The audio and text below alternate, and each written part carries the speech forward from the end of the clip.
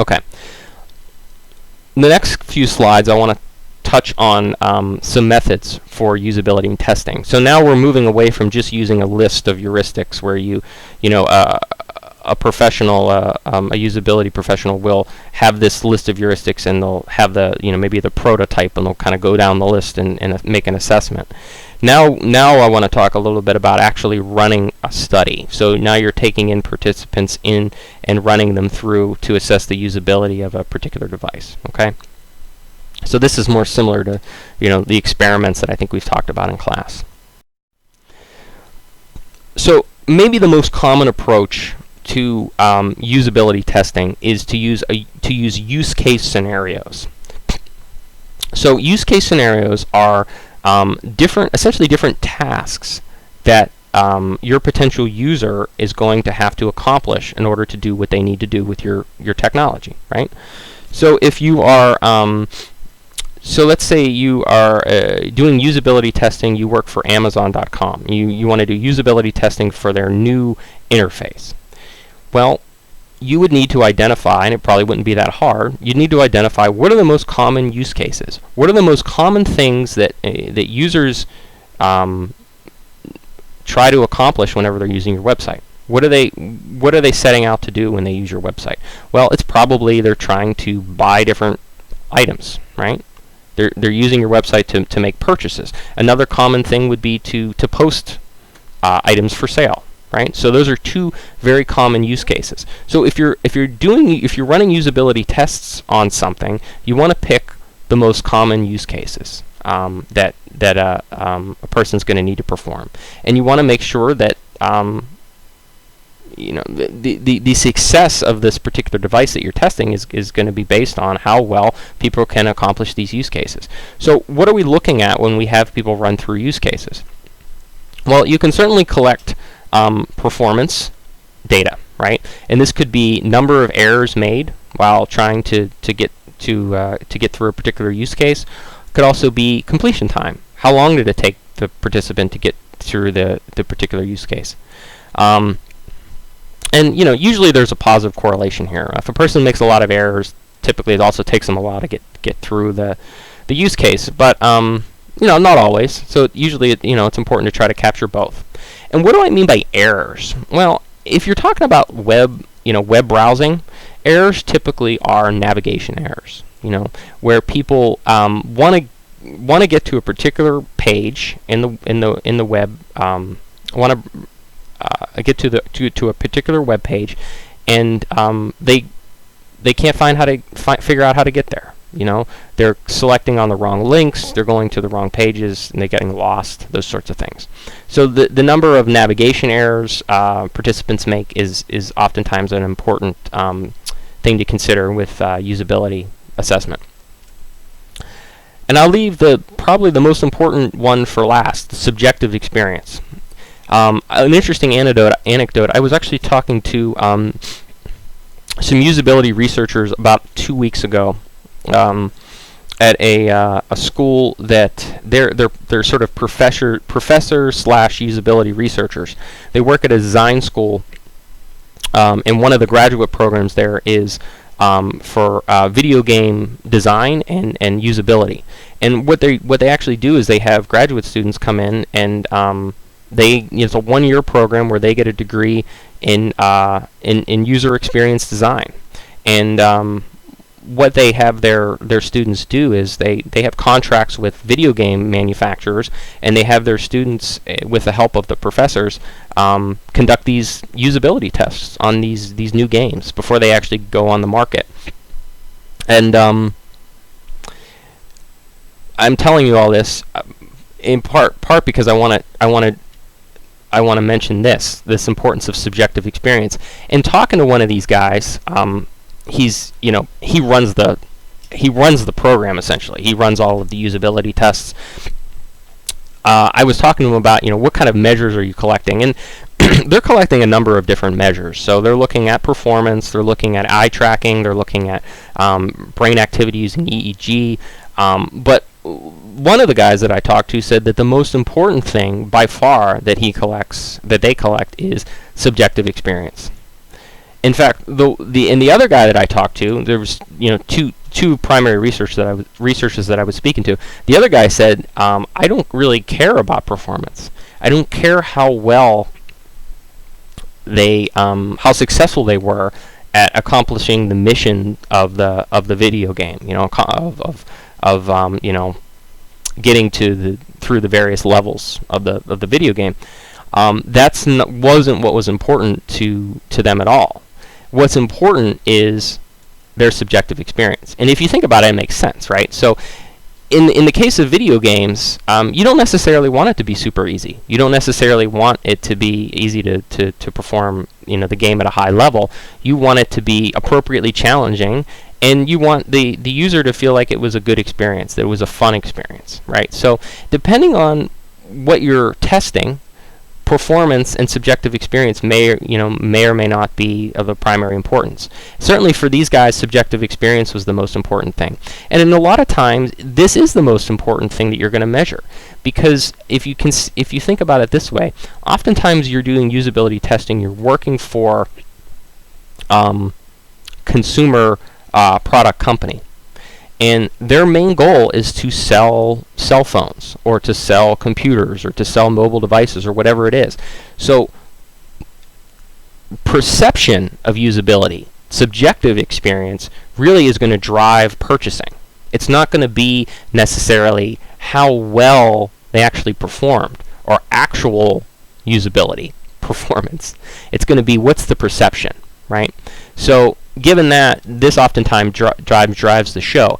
With that said, there are instances where subjective experience is important, but actual performance is also highly critical. So if you think about doing usability testing on medical equipment, maybe some virtual system for training surgeons or something like that, or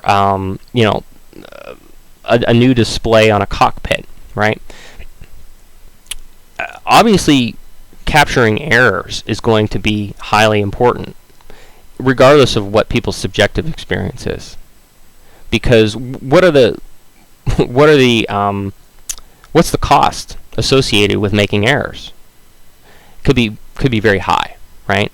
Much higher than the cost of maybe my grandma has a hard time the first time she tries to make a phone call with the new iPhone. She struggles a little bit.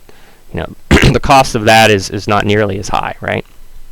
So what you choose to measure should be in part based on the context, based on the particular device it is that you're evaluating, and also the goals of your customer. What is it that they're trying to accomplish? Okay. So let's move on to another little technique that I've used in the past, and this is for this technique, we're specifically looking at assessing the initial intuitiveness of a user interface, right? So when you first pick up a device that you've never seen before, how good is it at communicating the functionality of the device? How well can it communicate? What are the various features, the various functions that you can perform? So this is an example of maybe like a home screen that you might see on a mobile device. So you can see all these little icons, and you guys, most of you guys are probably pretty tech savvy, and you probably could do a good job at guessing what all of these things do. You'd be surprised if you gave this to a 65-year-old. If you gave this to my mother, for example, she would probably, she would have a challenge. She would have a hard time, I think, and hopefully she won't listen to this, so she won't know that I'm sort of making fun of her. But even if she did, she probably wouldn't care, because I think she's pretty comfortable with the fact that she's not very tech savvy. But it's important, I think, if you're interested in assessing the usability of a device, it's important to getting a sense for when a person picks up a device, how easy is it for them to, without any experience with this specific device, how easy is it for them to pick it up and be able to operate it? What's the learning curve like? So assessing intuitiveness is something you're going to want to do first if in the usability assessment before they actually have an opportunity to work with the new system, right? And what it essentially involves is just presenting them with a screen like this, it might be a home screen, and asking questions, just asking very specific questions about what they see and what they think they could do, right? So here's an example. Just drop my mouse. Hold on a second. So here's an example. You could ask the question, what would you do if you wanted to send your friend a text message, right? And your participants are going to probably, you'd be surprised, they give you a variety of answers, right? So some participants might be like, well, I would select this icon here. Other participants might be like, well, I would select this icon here. And another participant might be looking for another icon or another feature on the phone, right? So and of course, you're assessing intuitiveness. So what you hope is that the vast majority of your participants choose the correct icon, right? Another question would be, well, what would selecting this icon allow you to do, right? So, and you're going to get a variety of responses, right? An interesting thing that I want to point out here is a lot of usability testing is qualitative in nature, right? So there is usually, in more than in some other areas of research, you're going to get a good mix of qualitative and quantitative data. So asking a question like this is going to get a variety of different responses. And we're not talking about Likert scale data where a person is providing a rating. This is going to be rich data that a person is going to provide you with.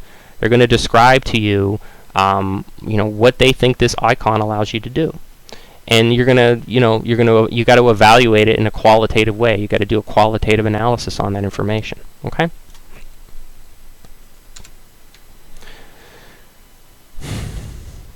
Another question: what does this icon represent? Right. So a slightly different answer. So this question is not revolving around functionality. What does it allow you to do? But what do they think it represents? Right. But again, you're still getting at sort of the same idea, and what we're trying to assess is the initial intuitiveness. How well does the system communicate, or how well does the interface communicate functionality? Okay. So so that's another little technique that you can incorporate into usability testing. So what I'd like to do, and we're going to do this in the next time we meet, which is not going to be next week, but the week after. I'm going to take some time. I think right now I want to take about an hour, and what I'll do is give you guys the first half hour to work in groups, and then what we'll do is we'll take the next half hour to have the different groups sort of present their methodologies. And what I'd like you to do is I'd like you to go to this website right here, uglytub.com, and essentially develop a methodology for evaluating this site's usability. And these are just some questions that you're going to want to ask yourself as you formulate a methodology. What features or aspects of the site are you going to evaluate? What will you measure to assess the usability? How will you measure it? Okay. Now, you can do a little prep work, obviously, if you want. And it might be a good idea to just visit this site before class just to get a sense for what it is, so you can kind of come prepared. I'm also going to ask that if you can, bring your laptop with you with internet access, because unfortunately we just have one computer in the class, and that's my computer. So if you bring a computer with you, I think it's going to help you guys out when you work in your groups. So if at least one group member has access to the website, that will be useful. Of course, you can, most people have their phone and they have internet on their phone, and you can do it that way too. I think a laptop probably would be a little bit easier though. Okay, so we'll, I will talk about this next class and remind you of it. So there isn't a ton of prep work you need to do, but I want to make you aware of what we're going to do for class time. So hopefully you found today's lecture informative, and hopefully you find that it will help you in conducting the activity that we're going to take some time to do in class. Okay, that's all I have for you guys for now. Thanks a lot, and I will see you next time we meet.